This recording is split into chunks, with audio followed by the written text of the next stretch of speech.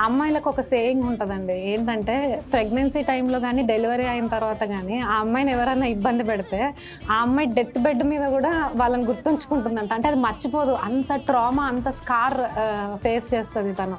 ఎందుకంటే ఆ టైంలో ఆ అమ్మాయి చాలా సెన్సిటివ్‌గా ఉంటది.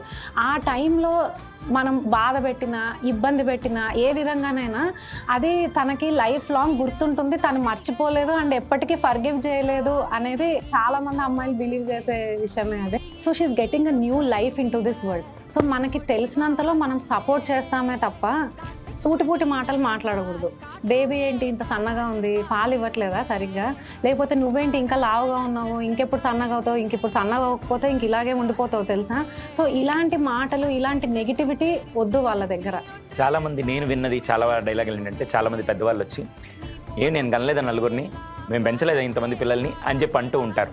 ఆ టైంలో వాళ్ళు పడే మనోవేదన. ఇప్పుడు బేబీ ఏడ్చినా అమ్మకెళ్ళే చూస్తారు, అమ్మ తప్పే అంటారు. ఏ చిన్నదైనా బేబీ సరిగ్గా పడుకోకపోయినా అమ్మే, చిన్న ర్యాష్ వచ్చినా అమ్మే, అన్నిటికీ అమ్మే. ఓ పక్క she is also new mom. తను కూడా తన ఓన్ స్ట్రగుల్స్ తను ఫేస్ చేస్తూ ఉంది. బేబీని ఎలాగైతే మనం ఎంత అపురూపంగా చూసుకుంటామో, అమ్మకి కూడా అది చాలా అవసరం. తను కూడా ఒక కొత్త అవతారం ఎత్తింది అక్కడ. She is a new mom, కొత్త రెస్పాన్సిబిలిటీస్ తనకి చాలా. చెప్పాలంటే బేబీ కంటే కూడా అమ్మకి సపోర్ట్ అవసరం. అమ్మ హ్యాపీగా ఉంటే ఆటోమేటిక్గా బేబీ హ్యాపీగా ఉంటుంది. సో, మనం వీలైనంత సపోర్ట్ చేద్దాము.